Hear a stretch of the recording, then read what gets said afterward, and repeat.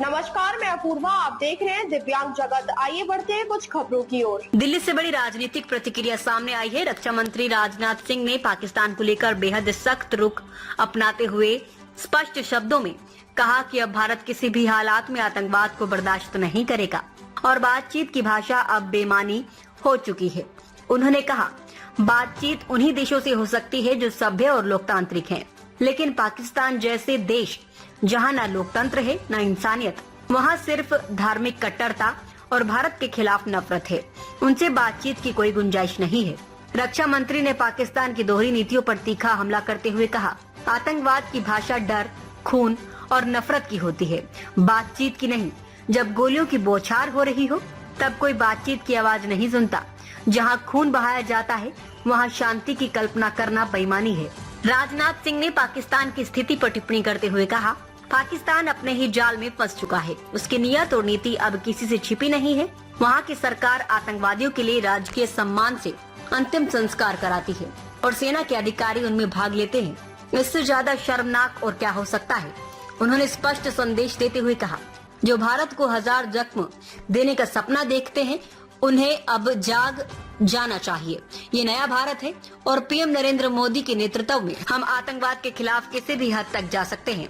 रक्षा मंत्री का ये बयान ऐसे समय में आया है जब सीमा पार से लगातार उकसावे की कार्यवाही की जा रही है और भारत ने साफ कर दिया है कि अब सब्र की सीमा पार नहीं की जाएगी,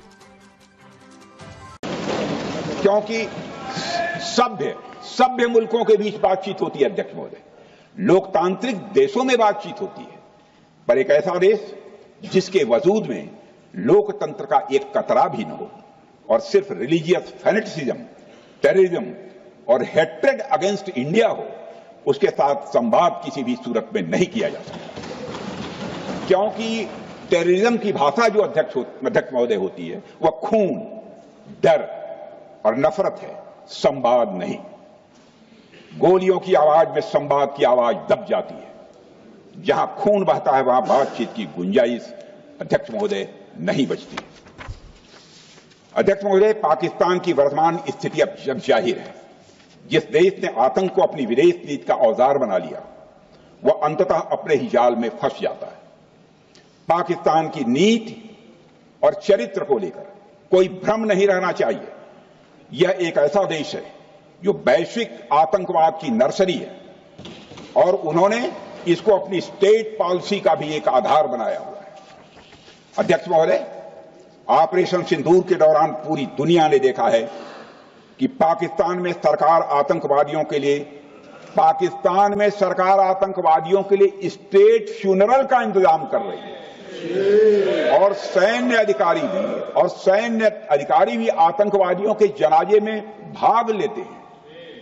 यह वही देश है जो सीमा पर सैनिकों से लड़ने का साहस नहीं जुटा पाता, इसलिए निर्दोष नागरिकों, बच्चों और तीर्थ यात्रियों को आतंकवाद का निशाना बनाता है। पाकिस्तान की सेना और आईएसआई आतंकवाद को एक प्रॉक्सी वार के रूप में अध्यक्ष महोदय इस्तेमाल करती हैं और उसके सहारे वे भारत को डिस्टेबलाइज करने का सपना देखती है। अध्यक्ष महोदय, मैं लोकतंत्र के मंदिर में खड़े होकर यह बात कह रहा हूं कि भारत को 1000 कट्स देने का सपना पालने वालों को नींद से जग जाना चाहिए। यह मोदी जी के नेतृत्व वाला नया भारत है जो आतंकवाद के खिलाफ किसी हद तक जा सकता है। अब तक के लिए बस इतना ही। आगे खबरों को देखने के लिए हमारे चैनल को लाइक करें, शेयर करें, सब्सक्राइब करें। नमस्कार।